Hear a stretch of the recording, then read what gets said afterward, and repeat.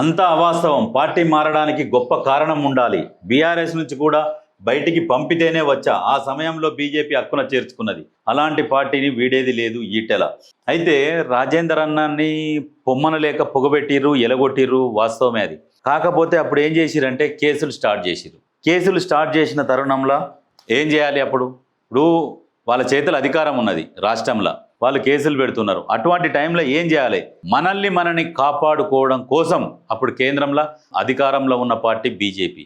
కాబట్టి అందులోకి పోతేనే ఈ కేసుల పంచాయతీ ఉండదు అన్న ఉద్దేశంతోనే బీజేపీలో చేరిండు. కానీ బీజేపీలో చేరాలన్న ఆ కోరిక కూడా ఆయనకు లేదు. ఎందుకంటే ఇప్పుడు ఎదిటోని మీద వానికంటే ఒక స్టెప్ పైన ఉండాలి. అంటే ఏం చేయాలి? ఇక అప్పుడున్న అధికారంలో ఉన్నది, కేసులు లేకుండా చేసుకుంటే మనం ఏదో విజయం సాధించినట్టుగా ఒక మానసిక సంతృప్తి పొందొచ్చు అన్న ఉద్దేశంతో బీజేపీలో చేరిండు. కానీ లెఫ్ట్ భావాలు గల వ్యక్తి ఎవరు కూడా బీజేపీలో చేరరు.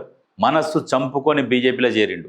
చూస్తున్నాడు. ఇప్పుడు చాలామంది ఏమంటున్నారంటే పార్టీ మారే ఆలోచనలో ఈటెల ఉన్నాడు అని చెప్పేసి ప్రచారం చేస్తున్నారు. వాస్తవానికి కూడా మారితే. ఎందుకంటే సమయం కోసం ఎదురు చూస్తున్నారు. రేపు వచ్చే ఎలక్షన్లల్లా ఎటుగుడి నెక్స్ట్ ఒకవేళ కాంగ్రెస్ ఖచ్చితంగా ఇప్పుడు చేసే పనులని అంటే మోడీ మీద కొంత విరక్తి వచ్చేసింది. ఎందుకంటే 3 సార్లు గెలిపించారు కదా బీజేపీని. ఈసారి ఖచ్చితంగా కాంగ్రెస్ వస్తుంది. అప్పుడు రాజకీయ సమీకరణాలు మారితే రాజేందర్ అన్న ఖచ్చితంగా కాంగ్రెస్ పార్టీలోకి వస్తాడు. 100% 100% ఇది వాస్తవం అవుతుంది. ఎందుకంటే ఇప్పుడు వాటిల నుంచి రక్షించుకోవడానికి ఆయన ప్లేస్లో ఉంటే ఎవరైనా అదే నిర్ణయం తీసుకుంటారు, బీజేపీలోకే పోతారు. కాబట్టి రాజేందర్ అన్న తీసుకున్న నిర్ణయం కూడా కరెక్టే.